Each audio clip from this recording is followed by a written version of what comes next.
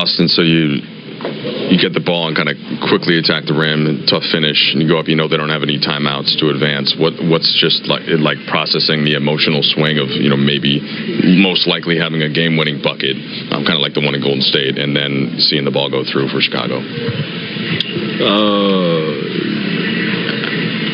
We drew up a good play, got a good look, made it, and then we're just trying to keep the ball in front. You don't want them to, throw a ball to, half to where they can get, close to the three-point line for, a three. And we did a pretty good job of that. They threw it back to Gideon.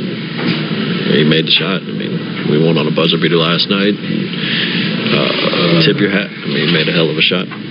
The replay showed your ankle rolls pretty good there. LeBron said this is just something they expect, though. They know you're tough as nails. But how do you mentally kind of and physically push through that to go out and still play after that kind of thing?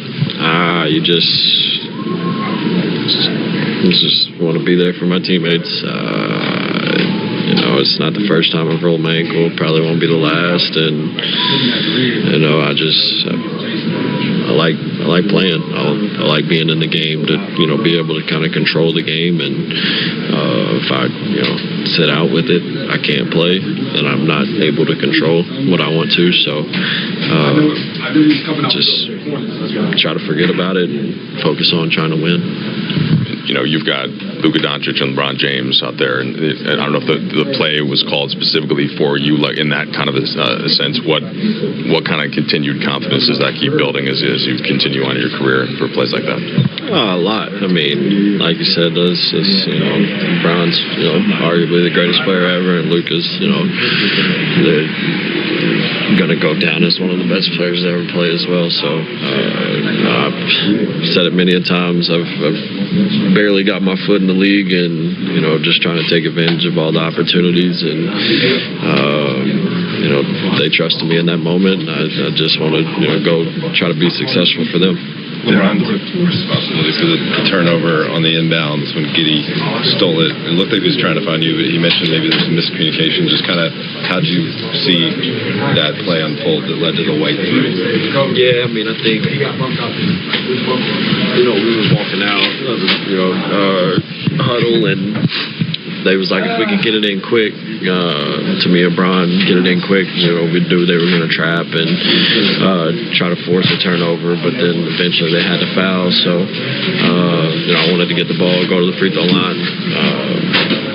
I think the miscommunication might have been I was trying to hold him off instead of popping to the ball. So I take just as much responsibility as I'm sure he did. So hopefully we'll talk about it and figure it out so next time that won't happen. Obviously, the consistency continues for Austin Reaves tonight. A 30 ball, 10 of 17, 3 threes, 3 assists, 2 blocks. Big shots down the stretch. Big game. The biggest thing here was that he was able to recover after that ankle injury.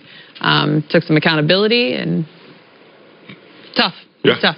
Yeah, accountability is necessary in a game like this, but with Luka and LeBron on the floor, and you opt to go to Austin Reaves, that's saying a lot about his growth and how much they believe in him being able to deliver in big shots like he did right there. But yeah, you take accountability. There's two things. You want to make a good pass. As I didn't think that was a good inbounds pass, and I thought Austin did a good job of holding him off. But they always say, if you're receiving the pass, come to it, come and meet him. But there was really nowhere for him to go except out of bounds. There wasn't a lot of space there. I just thought that was poor execution. Something they're going to have to look at that. There was other things that they, didn't do well that allowed the Bulls to get to that point. But that last little bit of execution there, that inbounds pass and that last three, just something. You won't be taking a nap on the plane on the way to Memphis. You'll be thinking about this one.